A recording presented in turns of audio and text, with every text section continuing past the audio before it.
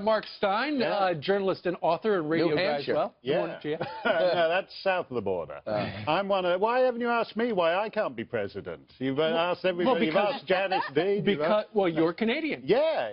We have a rule. You got to be 35 and an American. No, I think you should just be Canadian. So we'll have Justin Trudeau, primary with Justin Trudeau, Justin Bieber, Janice, me, William Shatner. It'll be all-time great priorities. If Justin Trudeau was president, what do we get with that? You would get a guy who wears Ramadan socks to the LGBT parade. That is what he did. What are you talking about? Ramadan. He wore Ramadan socks. Okay. You can get Ramadan socks, post-Ramadan socks, actually. And he wore them to the LGBT parade to show how inclusive he is. What would we do with healthcare?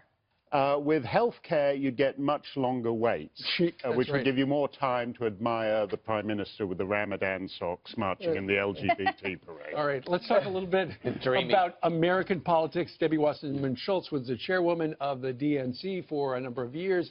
Now it's been revealed. Apparently, we caught up a guy who was trying to fly out of the country back to his homeland.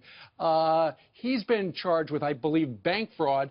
His company ran IT for a bunch of Democrats on Capitol Hill, and a lot of people are talking about how much of their private information was exposed to whomever. Well, everything, because he had Debbie Wasserman Schultz's iPad password. So you don't have to worry about whether Putin gave it to Julian Assange anymore. We know this guy had it. He, his wife, his two brothers, and his sister-in-law, between them, were controlling the IT accounts of a couple of dozen Democrat congressmen, the majority of whom are on key intelligence and foreign affairs committees. That in itself is extraordinary, that in effect, a couple of dozen Democrat congressmen on influential committees outsource their computers to one family, one extended family from Lahore in Pakistan. It's incredible. Right, so the family mostly got out, and he got detained at the last minute because he was just going to leave. They're going to build a case against him, and now his lawyer is saying this is all a fraud, and I didn't break anything. Racism. Yeah, he's saying he's guilty of nothing other than working while Muslim, and that this is all part of the rampant Islamophobia stalking the land since Trump's election. And blames the right-wing media. That's right. That's right. But the interesting thing, of course, is that he's a powerful Democrat Clinton lawyer. We've been told this family has made about $5 million from serving as the computer aides to these congressmen.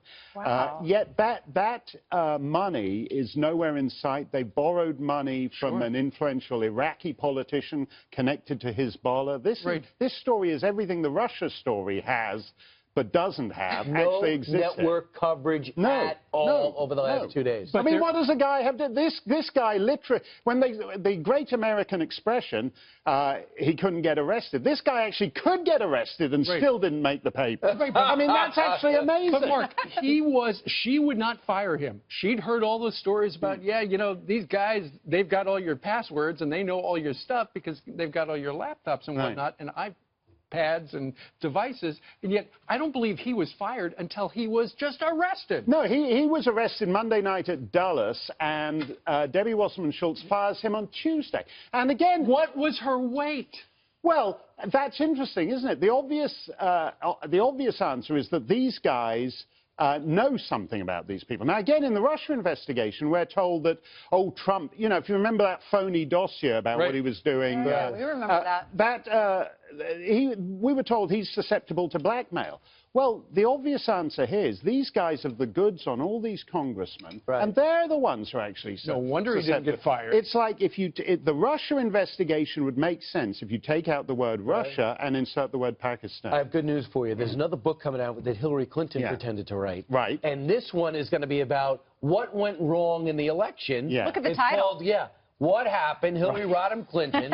I'm not sure what kind of advance. I'm sure it was extraordinary, and she's never going to earn out on it. But in it, she evidently blames Russia and COMEY. Yeah, I like that. What Happened reminds me of that terrible O.J. book, What If I Did It? It sounds like, what if I didn't do it? It's like a weird thing, and she's going to blame the Macedonian content farmers, and she's going to blame the Russians. I actually have read I think, all her previous autobiographies to date. And my favorite line, apart from the thing where she claims to have been named after Sir Edmund Hillary, the conqueror of Everest. Wait a minute. And, of course, he came along years after she was born. he conquered Everest the day before the Queen's coronation in 1953. She was born in 1947, so she's the only woman in the Illinois suburbs to be named after Sir Edmund, who was then an obscure New Zealand beekeeper. They were the only, the Rodhams were the only subscribers in the greater Chicago area Real quickly, what were to you the gonna say? New Zealand apiarist. And this is my favorite line, beginning of chapter 2. What you don't learn from your mother, you learn from the world, is a saying I once heard from the Maasai tribe in Kenya. And when I read that, I thought, wait a minute, you heard it from the Maasai tribe in Kenya? Any Maasai tribesman in particular? Or did the whole tribe shout it out as the motorcade? It's the village! That's what I was going to say to you. She's a brilliant writer. I mean, that kind of leaden prose style is worth paying $24 million or whatever Random House have paid for this thing. Thank you very much. Hey, thanks a lot. Thank you. You should stay for 30 minutes. You're funny.